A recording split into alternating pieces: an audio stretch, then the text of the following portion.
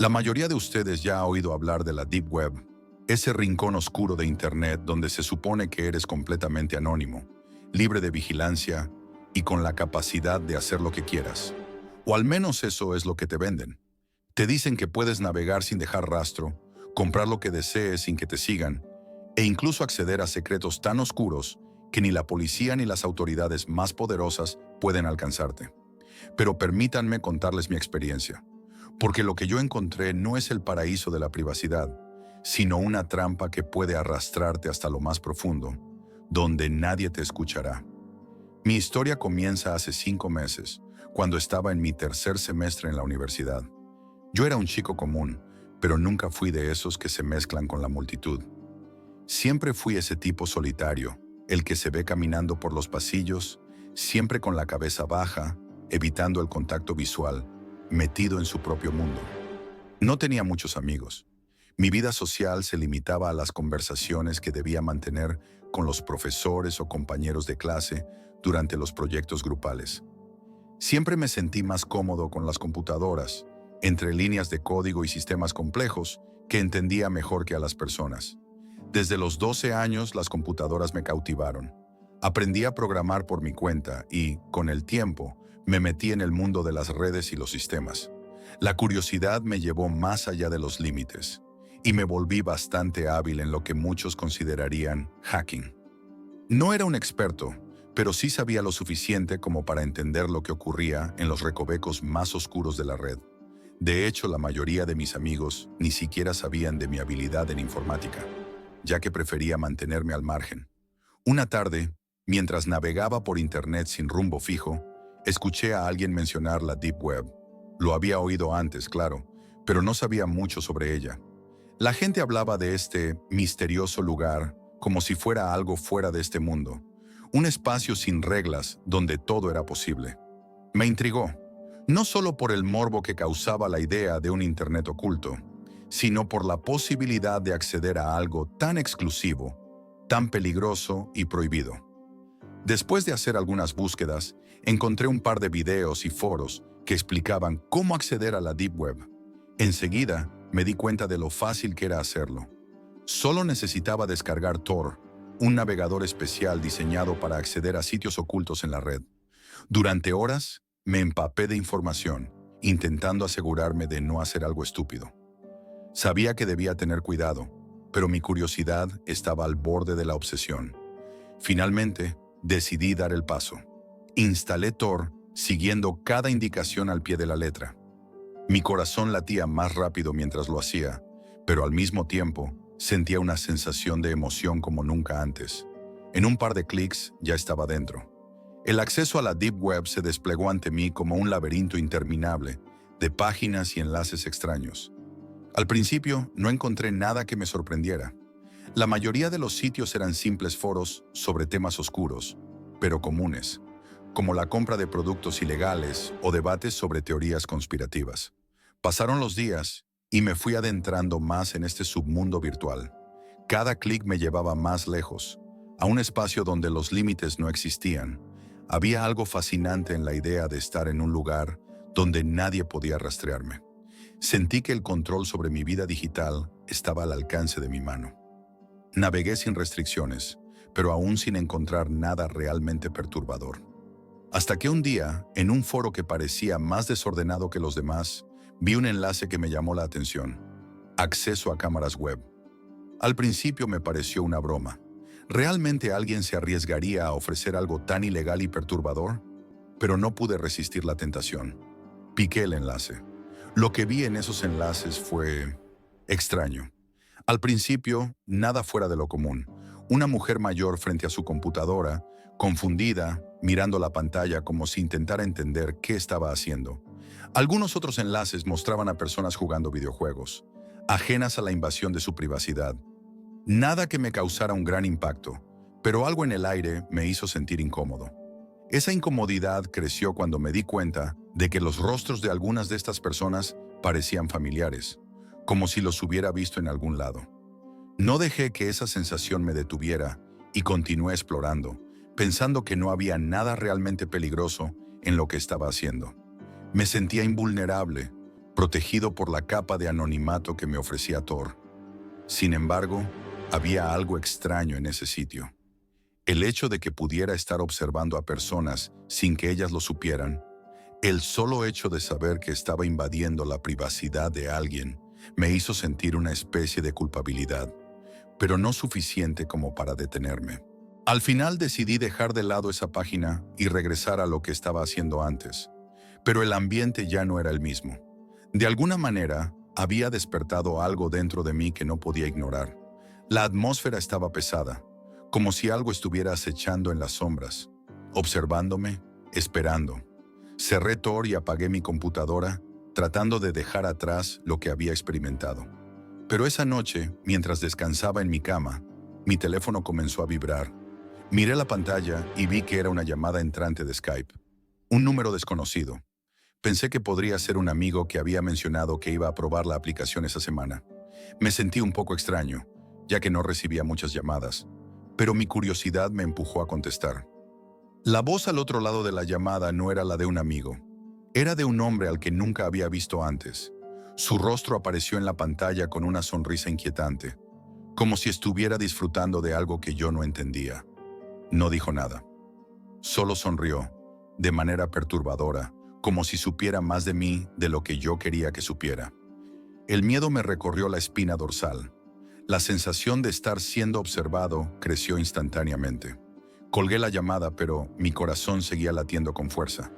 No quería pensar en lo que acababa de suceder, pero no pude dejar de sentir que algo estaba mal. Corrí hacia mi computadora, eliminé Tor y todo lo relacionado con la Deep Web. Pensé que si hacía esto, todo volvería a la normalidad. Incluso compré una computadora nueva, ya que estaba convencido de que mi equipo había sido hackeado de alguna manera. Esa noche traté de tranquilizarme. Pensé que era solo una broma, una casualidad, pero las cosas nunca volvieron a ser las mismas, y yo tampoco. Algo había cambiado en mí, algo que no podía ignorar, algo que me decía que nunca más podría volver a ser el mismo. Pasaron semanas después de la inquietante llamada de Skype. Yo intenté dejarlo todo atrás, como si pudiese borrar la experiencia de la misma manera en que eliminé Tor y compré una nueva computadora. Pensé que había sido una pesadilla pasajera, un mal rato que pronto quedaría en el olvido. Pero, ¿saben algo? No lo fue. Lo que ocurrió después fue mucho peor que lo que podía imaginar. Al principio, todo parecía normal. Continué con mis clases, mis proyectos, mis tareas, aunque algo dentro de mí seguía alerta, como si alguna sombra estuviera siguiéndome. Cada vez que encendía mi nueva computadora, me asaltaba esa sensación incómoda, esa pequeña chispa de desconfianza. Era como si el aire estuviera cargado, como si algo estuviera acechando detrás de la pantalla, observando cada uno de mis movimientos. Un día, mientras revisaba algunos correos electrónicos, algo me llamó la atención. Recibí un mensaje que parecía completamente normal al principio. Un correo de actualización de cuenta. Lo abrí sin pensarlo demasiado, pero en cuanto lo leí, un escalofrío recorrió mi cuerpo. El remitente no era de ninguna empresa, ni de ninguna institución que yo conociera, pero lo más perturbador era el contenido del correo. Estaba lleno de detalles que no deberían haber estado allí, como si alguien hubiera estado observando cada uno de mis movimientos en Internet. El mensaje contenía una lista de mis contraseñas antiguas, información sobre mis hábitos de navegación. Incluso mencionaban algunas páginas web a las que había accedido hace poco. Y lo peor de todo, al final del mensaje había un par de palabras que me dejaron helado. Te estamos observando. Pensé que debía ser un intento de phishing, una broma cruel de alguien que había encontrado mi dirección de correo electrónico en algún foro oscuro. Pero lo que me perturbó aún más fue que parecía saber demasiado sobre mí. Empecé a cambiar mis contraseñas, a revisar cada uno de mis dispositivos. Instalé programas de seguridad, cambié mis hábitos de navegación y tomé medidas extremas para protegerme. Sin embargo, la sensación de que algo no estaba bien no desapareció. Cada vez que entraba en mis cuentas de redes sociales, algo extraño sucedía. Algunas de mis cuentas, las que no había utilizado en semanas, se bloqueaban misteriosamente, y más de una vez recibí notificaciones de inicio de sesión desde un dispositivo desconocido. No importaba cuántas veces cambiara mis contraseñas o activara una autenticación de 2 factores. Parecía que alguien siempre encontraba la forma de entrar. Pero la paranoia alcanzó su punto álgido una noche, mientras intentaba desconectarme de todo y relajarme después de una tarde larga y agotadora. Estaba terminando un proyecto universitario, descargando algunos archivos para revisarlos más tarde. Dejé mi computadora encendida, con la pantalla en negro, mientras me levantaba para ir a la cocina. Durante un par de minutos, todo estuvo en silencio. Entonces, de repente, escuché un sonido bajo proveniente de mi habitación. Me detuve en seco. La computadora estaba encendida, pero no estaba haciendo nada. Me acerqué a la pantalla, buscando alguna explicación lógica para el extraño ruido. Y fue entonces cuando lo vi. El pequeño LED verde al lado de la cámara web estaba encendido. Era un detalle que rara vez notaba, pero esta vez lo vi claramente. Ese maldito LED, que normalmente indicaba si la cámara estaba activa, brillaba tenuemente en la oscuridad, como si alguien estuviera mirando a través de mi computadora. Mi estómago se revolvió y un sudor frío comenzó a recorrer mi espalda. Sentí cómo el aire en la habitación se volvía espeso, pesado. Mi primer impulso fue desconectar la computadora de inmediato, pero antes de hacerlo, la pantalla mostró un mensaje. Un mensaje simple, directo, casi como si alguien estuviera esperando ese preciso momento para comunicarse conmigo. Te estamos viendo. Mi respiración se aceleró. No podía moverme. No sabía qué hacer.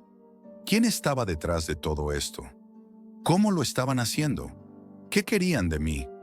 Desconecté la computadora tan rápido como pude, pero el daño ya estaba hecho.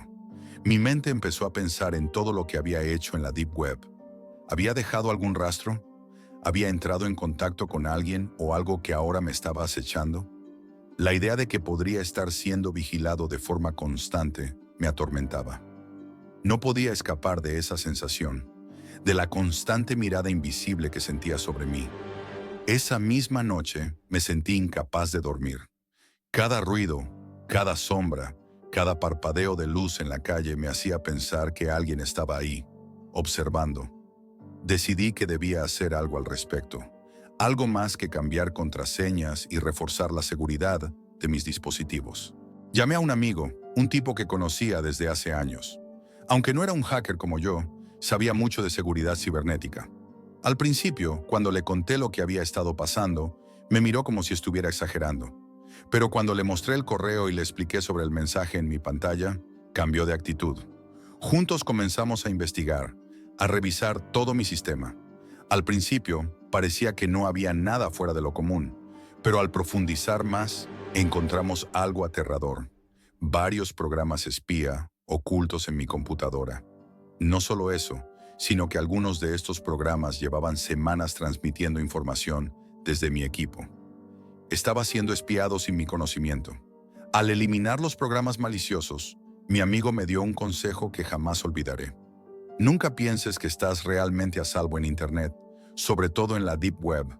Siempre hay alguien más listo, más preparado y con peores intenciones que tú. No importa cuántos trucos conozcas, ellos siempre estarán un paso adelante. En ese momento, supe que no solo había sido ingenuo, sino que mi curiosidad me había llevado a algo mucho más oscuro de lo que había anticipado. Me prometí a mí mismo que jamás volvería a adentrarme en ese lado oscuro de la red. Las cosas que uno puede encontrar allí no solo pueden destruir tu seguridad digital, sino también tu paz mental. Pero a pesar de todo lo que hice, de los cambios de contraseñas y las precauciones adicionales que tomé, la sensación de ser observado nunca desapareció. La sombra seguía acechando, siempre presente en la periferia de mi vida. Y aunque nunca volví a entrar en la Deep Web, una parte de mí siempre supo que, de alguna manera, la red nunca me dejaría ir.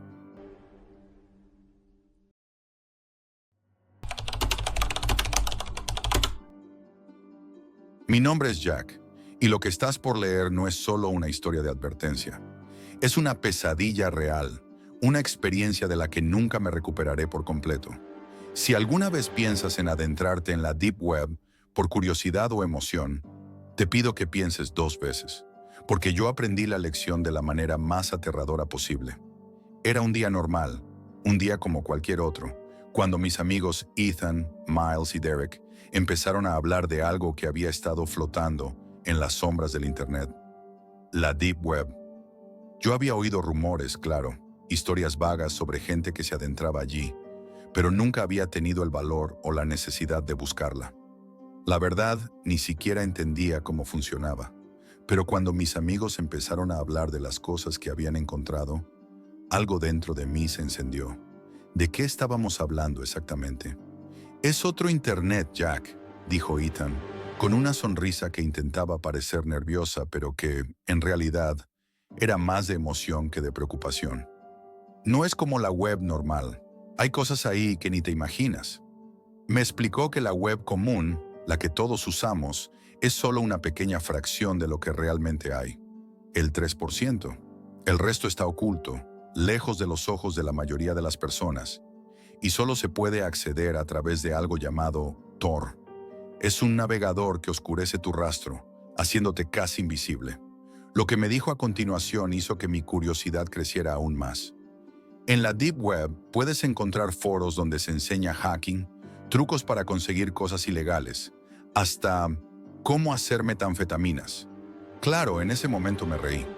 No iba a ponerme a hacer algo tan extremo, pero ¿y si pudiera ver cómo lo hacen los demás? Algo de eso me atraía. Siempre había sido curioso, y la idea de descubrir algo tan prohibido parecía demasiado tentadora. Mi mente estaba llena de imágenes de secretos oscuros, pero las advertencias de mis amigos no lograban frenar mi impulso.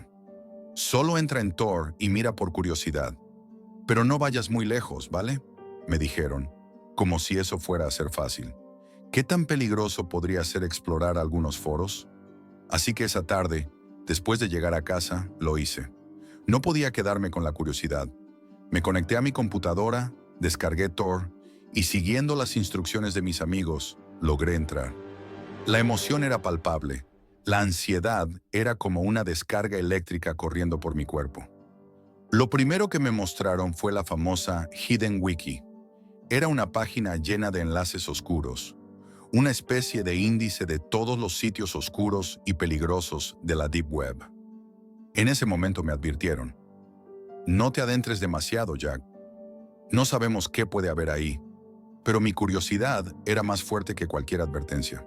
Pensé, si algo raro sucede, puedo simplemente apagar todo y desaparecer. Empecé a hacer clic en algunos de los enlaces que encontré. Había foros, sitios con tutoriales de hacking, venta de productos ilegales, pero también cosas más extrañas. Algunos sitios parecían estar llenos de contenido perturbador, cosas de las que no quería saber nada, y de repente me sentí incómodo, pero aún no lo entendía completamente. ¿Quiénes eran estas personas que navegaban aquí? ¿Qué hacían? ¿Y por qué estaba tan cautivado por todo esto?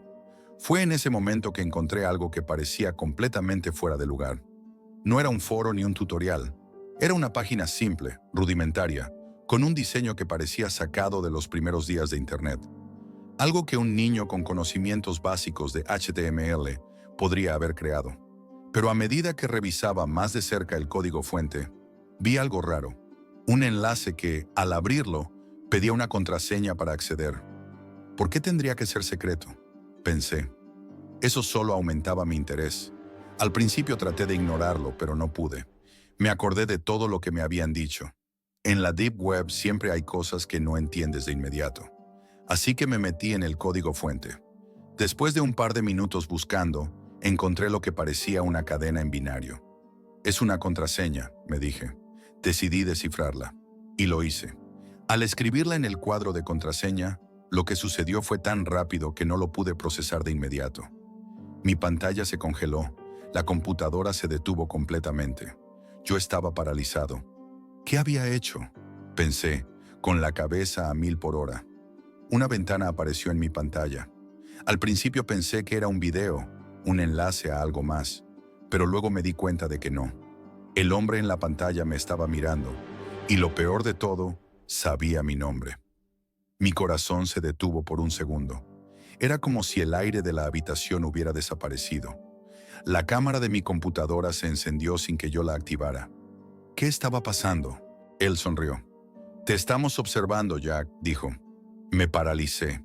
No podía entender lo que estaba sucediendo, pero lo sentía en mis huesos. No podía salir de la pantalla. Me quedé mirando esos ojos que me observaban fijamente. Y luego, de repente, mi computadora se apagó, la pantalla se oscureció y mi disco duro comenzó a emitir un humo espeso y negro. El pánico me invadió. ¿Qué había hecho? No entendía nada, pero sabía que algo muy malo había sucedido. Intenté reiniciar la computadora, pero ya era demasiado tarde. Todo estaba destruido. No solo mi computadora, algo mucho más grande que no podía ver, algo mucho más oscuro, parecía haber despertado. Esa noche, en un estado de paranoia absoluta, no dormí. Cada sonido me hacía saltar. Cada sombra en mi habitación parecía esconder a alguien. A la mañana siguiente, todavía temblando, decidí contarles a mis amigos lo que había sucedido. Pero cuando les expliqué todo, sus rostros cambiaron. Ethan, con la voz seria, me dijo: Jack, esa gente no juega. Saben quién eres. Pueden hackearte. Pueden encontrarte. Miles se adelantó y añadió: hay rumores de algo llamado salas rojas. Son lugares en la Deep Web donde la gente paga para ver a alguien morir, como un espectáculo en vivo. La idea de que algo tan macabro existiera me paralizó. Mi mente no podía procesarlo. ¿Quiénes serían esos monstruos que disfrutaban de algo tan horrible? Mis amigos, aunque preocupados, querían hacer algo para ayudarme. Decidimos investigar más a fondo, tratando de rastrear el sitio de donde había venido el mensaje. Pero lo que encontramos fue peor que cualquier cosa que pudiera imaginar. En un sitio oscuro, en la misma página donde había encontrado la contraseña, había una subasta. No solo cualquier subasta, sino una que incluía fotos de personas, sus direcciones y detalles personales. Y ahí estaba mi foto, mi nombre. Yo estaba siendo subastado. El miedo se convirtió en pánico. Mis amigos me dijeron que me mantuviera alerta, que me escondiera.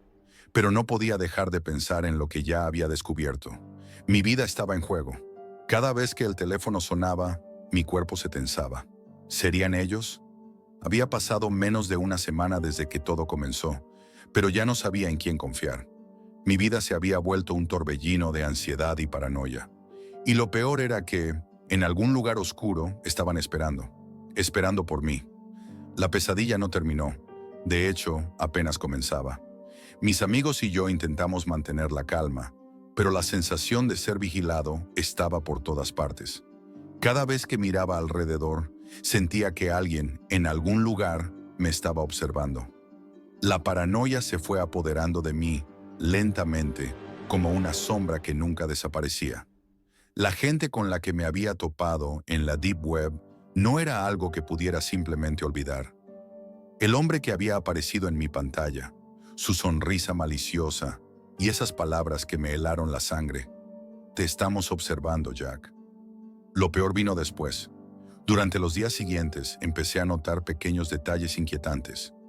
Mi computadora, aunque completamente destruida, aún parecía tener algo de vida en ella. Como si algo hubiera quedado grabado, algo que nunca se iría. Mi teléfono comenzó a mostrar un comportamiento extraño. Aparecían mensajes, siempre de números desconocidos, y las llamadas, aunque no se escuchaba nada al otro lado de la línea, siempre parecían venir de lugares lejanos, como si alguien estuviera esperando a que contestara, sin darme ninguna pista de quién era. Un día, mientras miraba mi teléfono, me di cuenta de algo aterrador. En la pantalla apareció una notificación que nunca había visto antes. Alguien ha accedido a tu ubicación. El pánico me invadió al instante. ¿Qué significaba eso? Corrí hacia la ventana de mi habitación. El sol se estaba poniendo, pero mi calle estaba vacía. Sin embargo, la sensación de estar observado seguía ahí, como un peso invisible en el aire. Cerré todas las cortinas y me aseguré de que las puertas estuvieran bien cerradas. Aunque había cambiado mi identidad y movido a mi familia a un lugar más seguro, algo me decía que eso no era suficiente. Sabía que las personas de la Deep Web no se detendrían hasta conseguir lo que querían: mi vida. Esa noche me sentí más vulnerable que nunca. Decidí contarle a mis padres la gravedad de la situación. Al principio, no me creyeron. Pensaron que era solo el resultado de mi obsesión por la Deep Web, Pero cuando les mostré todas las pruebas, los videos, los archivos, las fotos, la realidad se hizo más palpable para ellos. El miedo en sus ojos era inconfundible. No podemos llamar a la policía, les dije. Son demasiados poderosos y no pueden rastrearles. Es inútil. Pero mis padres no estaban dispuestos a quedarse de brazos cruzados. Después de pensarlo mucho, decidieron que lo único que podíamos hacer era huir, cambiar nuestras vidas por completo. Nos mudamos rápidamente.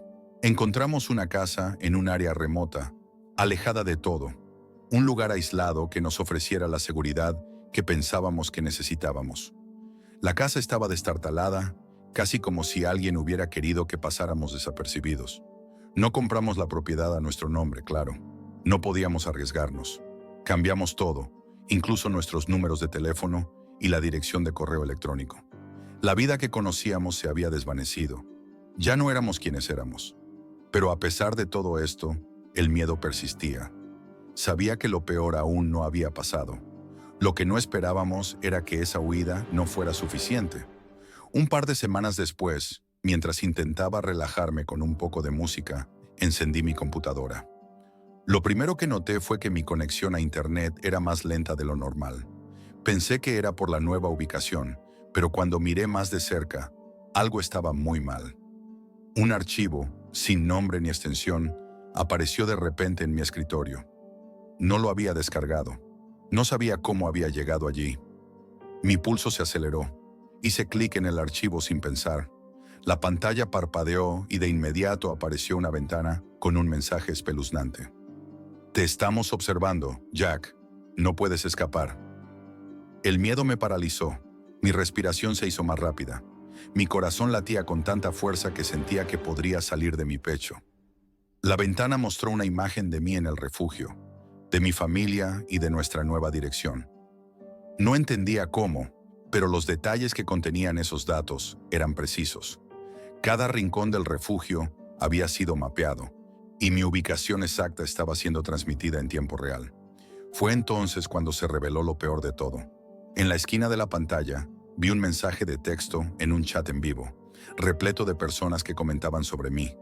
Comentarios como, ¿lo tienes ya? ¿Cuánto te costó? Estoy listo para pagar más. Mi ubicación GPS, mi nombre completo, mi nueva dirección, todo estaba ahí, compartido en tiempo real.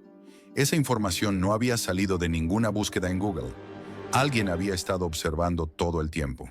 De repente, el hombre volvió a aparecer.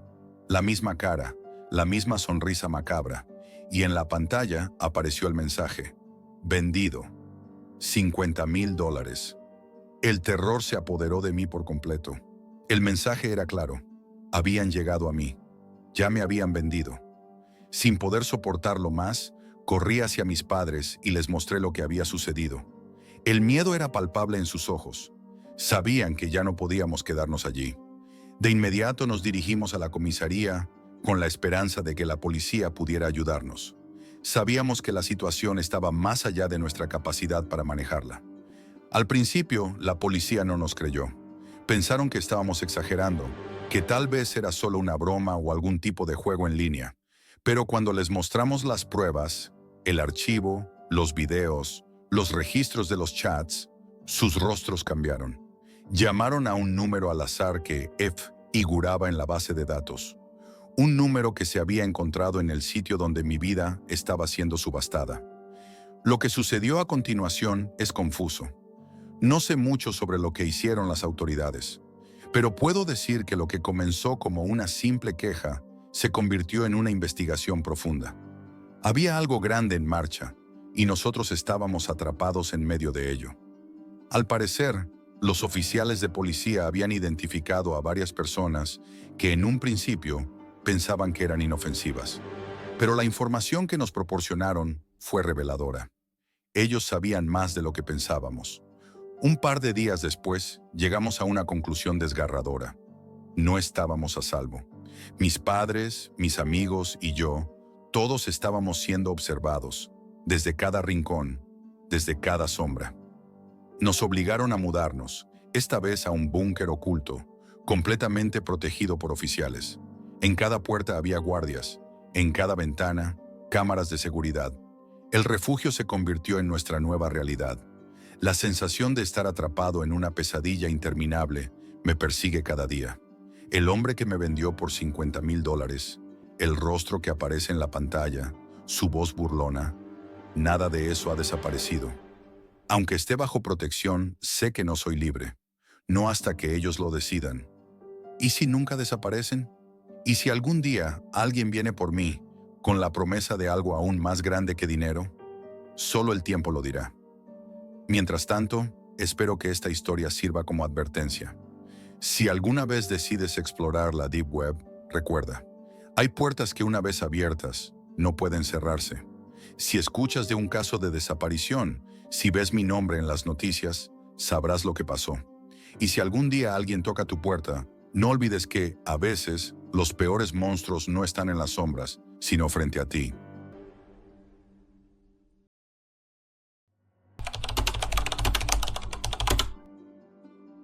Nunca imaginé que todo esto comenzaría con una simple pregunta.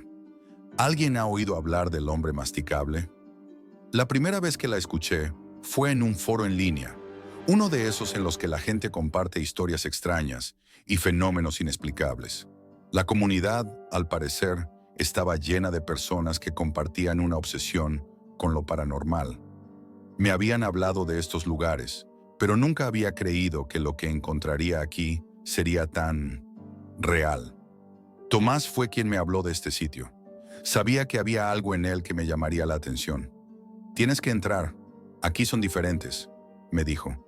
Estábamos en nuestra última etapa de adolescencia, buscando algo que nos sacara de la rutina de los días grises y las historias de miedo de la infancia. Así que al final me atreví a registrarme. Pensaba que era solo otro foro donde me perdería entre teorías sin sustancia, pero estaba completamente equivocado. Mi mensaje era simple, un grito desesperado por respuestas. ¿Alguien sabe algo sobre el hombre masticable? ¿Por qué nadie lo menciona? En muchos foros había planteado la misma pregunta, pero siempre me quedaba con la sensación de que todo el mundo evitaba el tema. Nadie lo reconocía. De alguna manera, el misterio del hombre masticable se convirtió en una obsesión. Cada rincón de la web se convirtió en un terreno de caza, pero cada puerta que tocaba me conducía a más preguntas sin respuesta. ¿Por qué nadie había oído hablar de él? ¿Cómo podía algo tan inquietante y real, tan palpable para nosotros, no ser conocido por nadie más? De las 6 personas que estábamos en esa noche, solo Tomás y yo seguíamos buscando respuestas. Los demás, Raúl, Daniel, Ricardo y Gonzalo, simplemente querían olvidarlo. Raúl, de hecho, dejó de hablar del tema casi inmediatamente después de lo que ocurrió. Empezó a evitar mirarnos a los ojos y de alguna manera parecía como si todo lo que habíamos vivido esa noche lo hubiera quebrado. Algunos decían que su esquizofrenia se agravó, que fue el detonante de su suicidio unos meses después. Pero yo sé que hubo algo más, algo que lo cambió profundamente. Si solo hubiéramos detenido el video, si solo hubiéramos actuado a tiempo. Lo que vimos en la cinta cambió todo.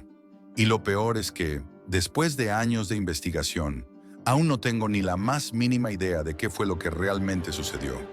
Todo comenzó de manera trivial, como un juego de adolescentes. El ritual del hombre masticable no parecía tener más intención que la de espantarnos un poco. Lo que no sabíamos es que, como todos los juegos de esa índole, había algo que no podíamos controlar. Encontramos la vieja cinta VHS debajo de la cama de Gonzalo.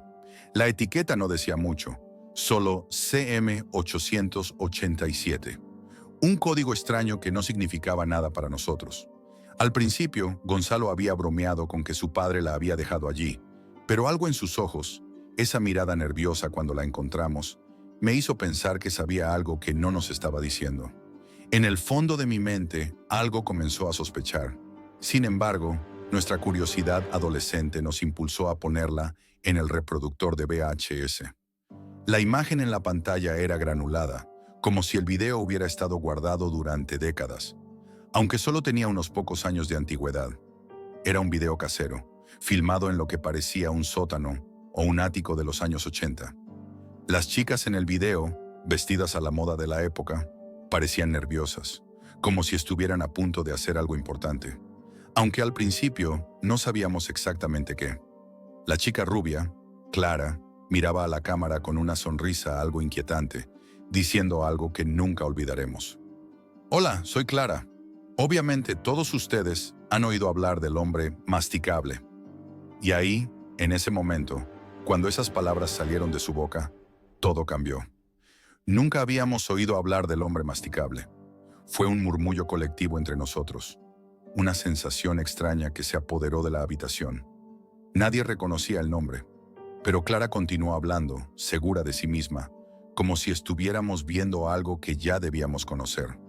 Ella habló sobre el ritual, sobre el símbolo secreto que tenía que ver con ese hombre masticable. Los símbolos, mencionados brevemente, parecían no tener sentido. Lo que siguió fue aún más desconcertante. Clara y sus amigas empezaron a trazar un patrón con tiza en el suelo de madera del sótano. No era un simple círculo o un pentagrama, sino algo mucho más complejo. Una espiral perfecta, de esas que se dibujan siguiendo la secuencia de Fibonacci. Estaba tan bien hecho que casi parecía brillar por sí mismo. Y entonces, Clara reveló el verdadero ritual. El aire se volvió denso, como si algo se estuviera preparando. Algo más grande de lo que podíamos imaginar. De repente el ambiente de la habitación cambió. Tomás y yo nos miramos, dándonos cuenta de que estábamos entrando en algo mucho más peligroso de lo que habíamos supuesto. A pesar de la incomodidad, no queríamos detener el video. Y en ese momento, cuando las chicas comenzaron a cantar la extraña rima del hombre masticable, el miedo se apoderó de nosotros. Un miedo palpable, algo que nos paralizó. Misterioso y antiguo, cantaban al unísono. La rima parecía inocente, pero de alguna manera estaba cargada de una energía extraña, inquietante. Hombre masticable, ven a tomar el té. Las voces parecían fusionarse en una armonía extraña, distorsionada, como si alguien las estuviera manipulando desde el otro lado de la pantalla. Y fue ahí, cuando los 3 condones con sangre fueron lanzados al círculo, que entendí que ya era demasiado tarde. La sangre, el líquido espeso que se derramó sobre el símbolo brillante, no era simplemente una parte del ritual. Algo se despertó. La tensión en el aire era insoportable. Y lo peor de todo es que no podíamos retroceder. Lo que sucedió después fue indescriptible. El chico que arrastraron hacia el centro del círculo no era parte de la broma. Era una víctima. Y la manera en que las espirales se movían, cómo se deslizaban por la madera, no parecía humana. El terror real comenzó cuando el chico, atrapado en el círculo de sangre y tiza, empezó a gritar. Su cuerpo no respondía como debía. El hombre masticable no solo estaba dentro del video, estaba allí, con nosotros. Cada segundo que pasaba, el chico se hundía más en la desesperación, mientras las espirales de tiza lo rodeaban. Fue entonces cuando, de repente, todo se apagó. La pantalla se volvió blanca, y en la oscuridad comenzamos a escuchar ruidos que no podían provenir de ningún aparato. La cinta, en algún momento, dejó de ser solo una grabación. Lo que experimentamos esa noche no solo fue una visión aterradora, sino una conexión directa con algo más grande, más antiguo, algo que no entendíamos en absoluto. Y lo peor de todo es que, en ese instante, fuimos testigos del hombre masticable. La noche siguiente, después de lo que vimos en el video, las cosas no volvieron a ser las mismas. Esa sensación extraña siguió persiguiéndonos, como una sombra invisible que se alargaba con cada hora que pasaba. Tomás y yo, más que nada, estábamos aterrados, pero algo dentro de nosotros nos impulsaba a seguir adelante, como si estuviéramos atados a esa fuerza, a ese horror que no podíamos comprender.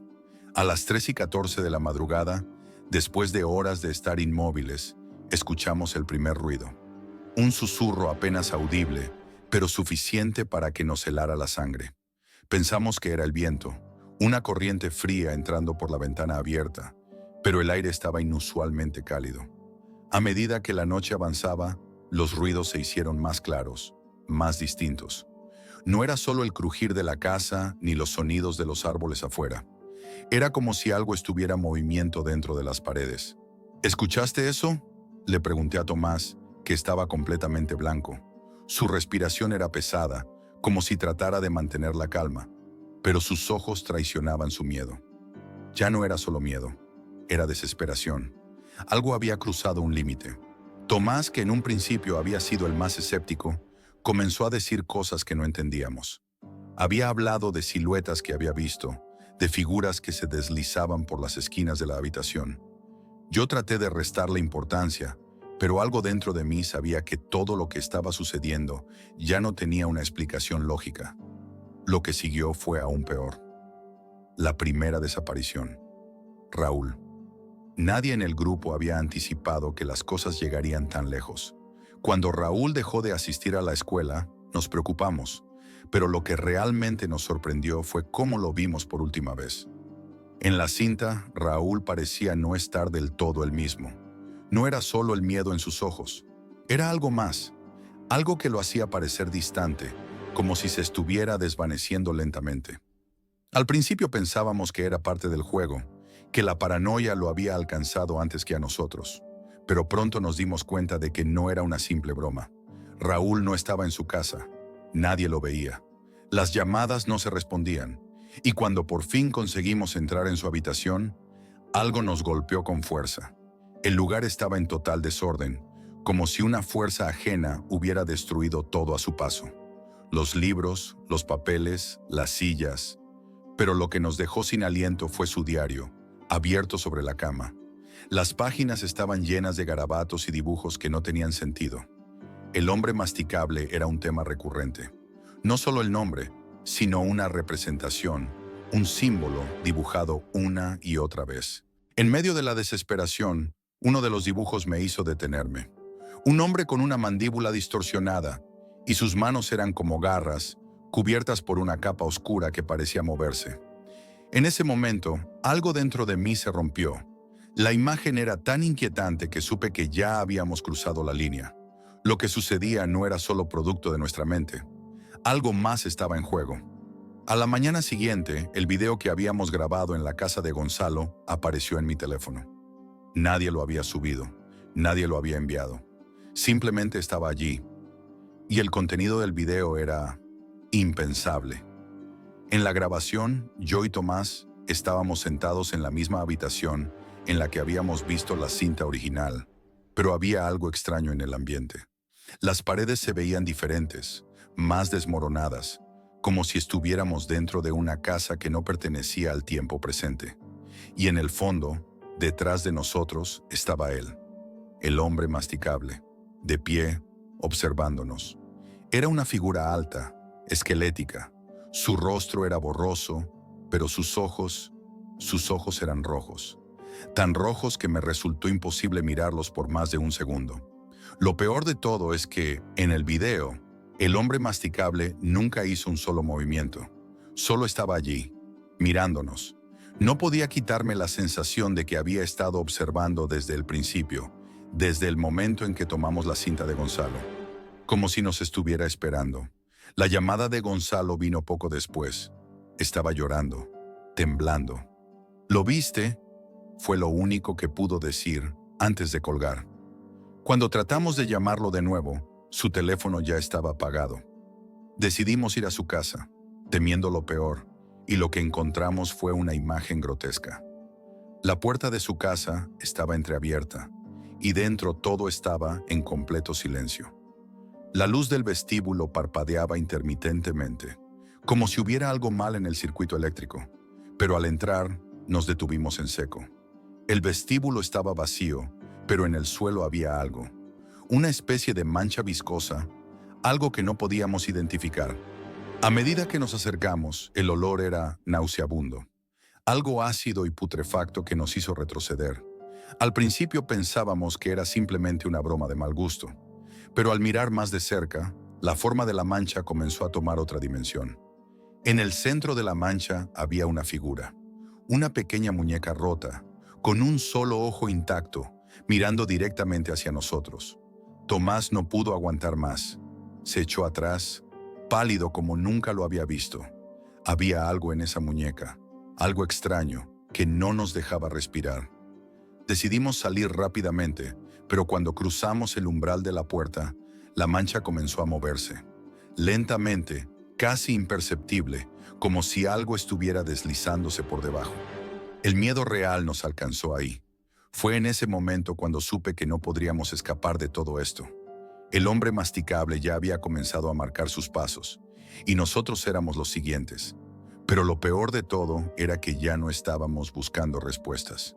Ya no éramos observadores. Habíamos sido arrastrados al centro de un juego del que no podíamos salir. El hombre masticable nos estaba buscando.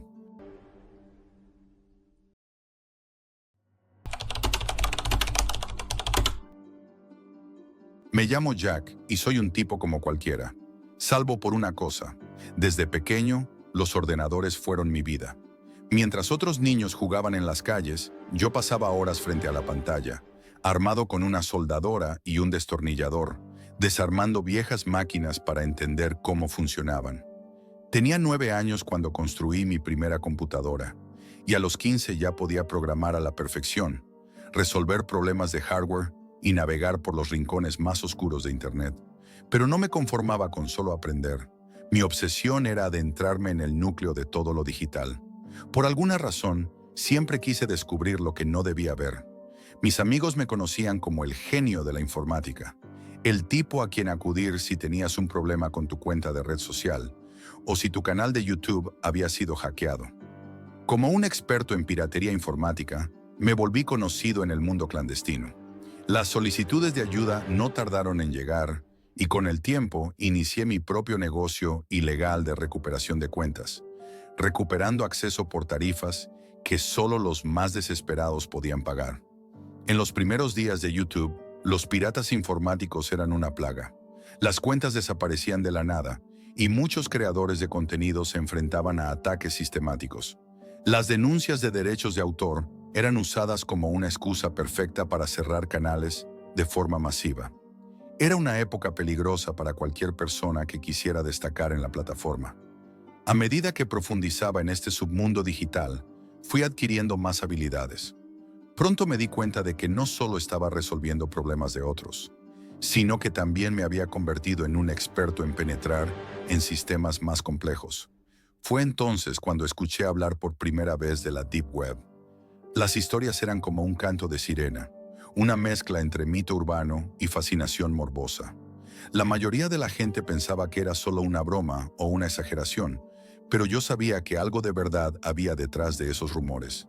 Sabía que aquellos que se adentraban más allá de la superficie de la red, aquellos que realmente se dedicaban a la piratería, no solo comprendían el funcionamiento de las computadoras, sino que también entendían los riesgos de navegar en los lugares más oscuros de Internet.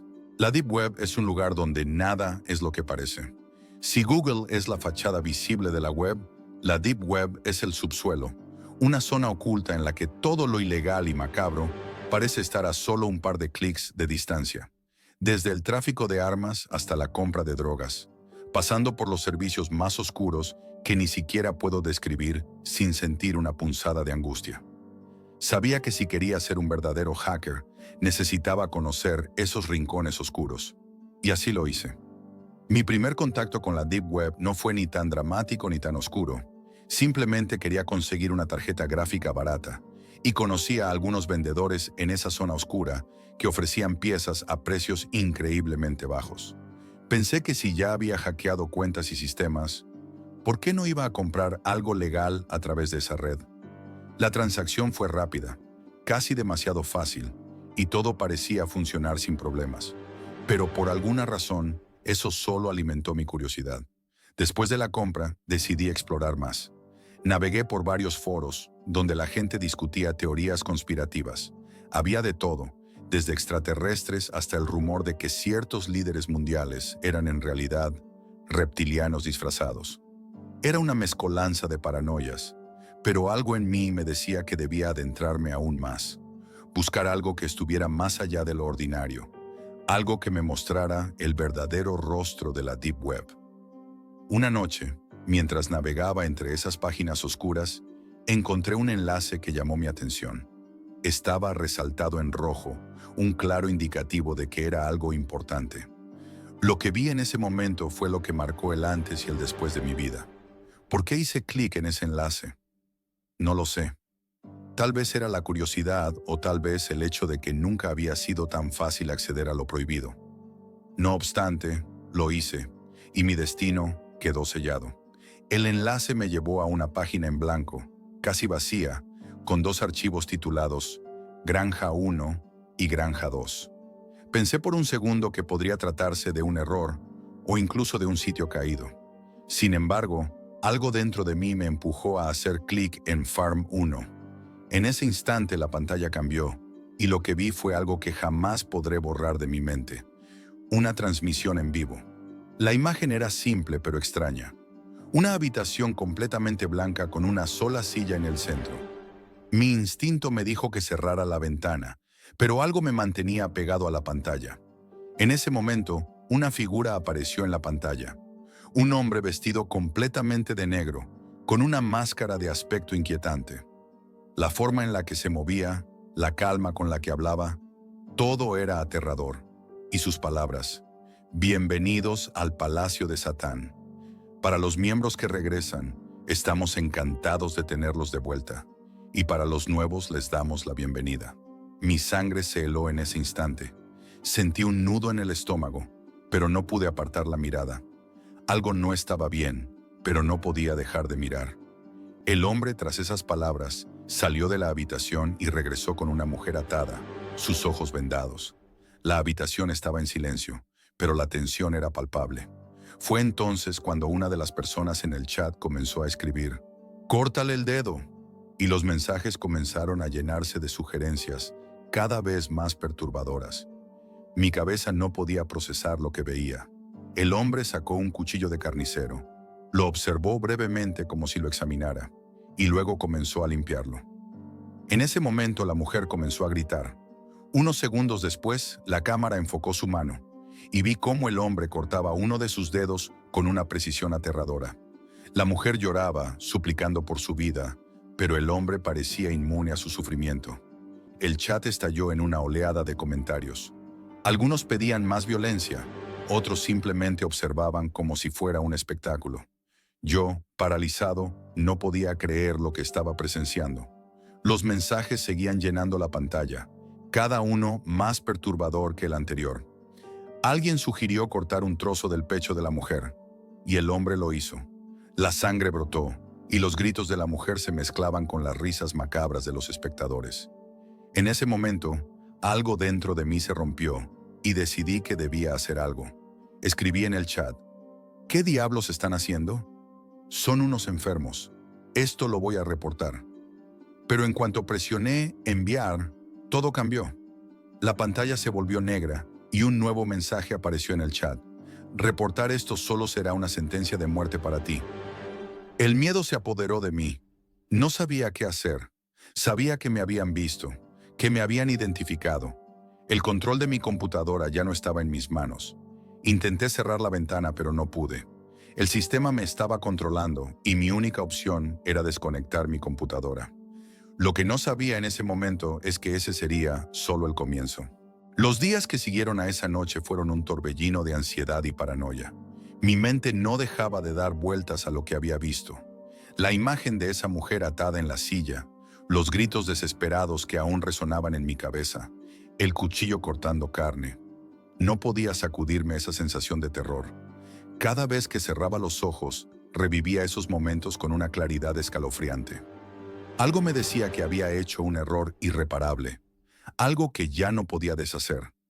El pánico se instaló en mi vida como una sombra constante. Los ojos, los míos y los de ellos, se habían posado sobre mí. Y aunque había desconectado mi computadora, desconectado todo de ese horrible rincón del Internet, la sensación de que algo me estaba observando nunca desapareció. Al principio, traté de calmarme, de pensar que todo había sido una simple pesadilla digital, pero algo en mi interior sabía que no era así. Sabía que había cruzado una línea, que me había adentrado en algo de lo que no había retorno. Pasaron los días y, aunque intentaba reanudar mi vida, todo parecía cada vez más extraño. Una noche, cerca de la medianoche, cuando estaba viendo una película en mi sala de estar, el sonido de cristales rotos me sobresaltó. Lo primero que pensé fue que había sido el viento, pero luego lo escuché otra vez. Un golpe seco, fuerte, como si alguien estuviera intentando forzar la puerta corredera de mi casa. Mi corazón se disparó. El terror se instaló en mi pecho. Me levanté rápidamente, apagando la luz de la sala en un intento de mantenerme en la oscuridad. Escuché los pasos acercándose, y en ese momento, el miedo se apoderó por completo de mí. Sabía que algo no iba bien. ¿Qué era ese ruido? ¿Quién estaba afuera? Los cristales rotos ya no eran solo una casualidad. Algo o alguien había entrado. El sonido de la puerta derrumbándose hizo que mi respiración se acelerara aún más. No podía pensar, no podía reaccionar. Solo escuchaba los ruidos de lo que parecía ser un grupo de personas. Se movían con sigilo, como si estuvieran coordinados. Yo me congelé, intentando hacer lo que siempre hacía cuando tenía miedo. Disimular, quedarme inmóvil, rezando porque no me descubrieran. Pero sabía que no iba a ser tan fácil. De repente, la luz de la entrada se encendió y vi sombras proyectándose por la ventana de la sala. Unos 5 o 6 hombres vestidos completamente de negro, con pasamontañas y guantes, se acercaron a mi casa. No había señales de ninguna emergencia, de ninguna llamada de advertencia. ¿Qué querían? Mi mente corría a 1000 por hora, pero había una cosa que me estaba quedando clara. Estos hombres no eran simples ladrones. Sabía quiénes eran. Recordé aquel tatuaje, el dragón naranja brillante. Todo sucedió tan rápido que no pude reaccionar a tiempo. Ellos irrumpieron en la casa con una violencia brutal. Me empujaron al suelo y uno de ellos me sujetó con fuerza, inmovilizándome mientras los demás comenzaron a buscar. Intenté luchar, grité, pero no hubo respuesta. El pánico me hacía perder el control y no estaba seguro si mi gritar serviría de algo. Mi mente comenzó a trabajar frenéticamente, buscando una salida, algo que pudiera hacer para evitar lo peor. Pero las opciones eran pocas. Me arrastraron hacia el centro de la habitación, me levantaron de un tirón, y antes de que pudiera defenderme más, me di cuenta de que no había manera de escapar. Mi cuerpo se sentía débil y agotado. Intenté dar un golpe a uno de los hombres, golpeando su pecho con todas mis fuerzas, pero fue inútil. Él simplemente me empujó con más fuerza al suelo. Mi respiración se volvía más agitada con cada intento fallido de liberarme. Fue en ese momento cuando lo vi. En uno de sus brazos, el mismo tatuaje de dragón naranja que había observado en la transmisión en vivo. El mismo símbolo que había marcado el inicio de mi pesadilla. Ellos sabían quién era. No solo me habían identificado, sino que me habían estado buscando. Habían venido por mí. El terror se apoderó de mí como un manto pesado. No podía moverme. Estaba atrapado. Mi mente me decía que si no hacía algo ahora, si no encontraba una forma de escapar, sería el siguiente. ¿Qué querían de mí? ¿Qué harían conmigo? Las preguntas no dejaban de martillar mi cerebro, pero no tenía respuestas. Sin embargo, hubo un momento, una fracción de segundo, cuando noté que uno de los hombres cometió un error. Mientras me sujetaban, mi pierna libre tocó algo en el suelo. Un objeto, quizás una mesa o una silla. Estaba cerca, lo suficiente como para impulsarme. Sin pensarlo, con toda la fuerza que pude reunir, di una patada directa a la rodilla del hombre que estaba detrás de mí. La pierna de él se dio con un crujido espantoso y su agarre se aflojó. Fue el espacio que necesitaba. Me levanté, desorientado, pero me lancé hacia la puerta.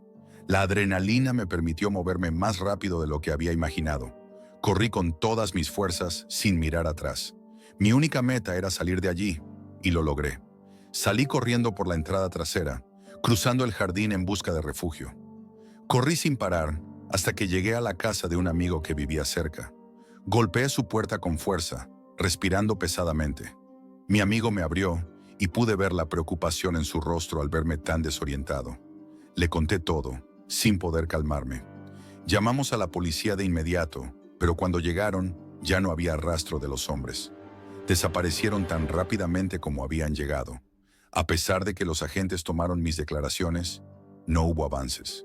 Nadie nunca encontró a los hombres de negro, ni siquiera pudieron rastrear su paradero. Lo único que supe es que había sido una suerte estar vivo. Pero esa suerte no duraría mucho. Sabía que no podía quedarme en paz. Si ellos me habían encontrado una vez, podían hacerlo de nuevo. Había cruzado una línea sin saber las consecuencias. Y ahora era un blanco.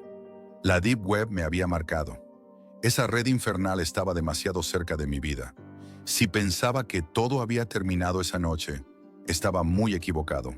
El miedo me perseguía, cada día más intenso, y aunque trataba de continuar con mi vida, sabía que no podía escapar del verdadero monstruo al que había desatado. Mi única opción era desaparecer, ocultarme, borrar todo rastro de mi existencia digital. Pero había un problema.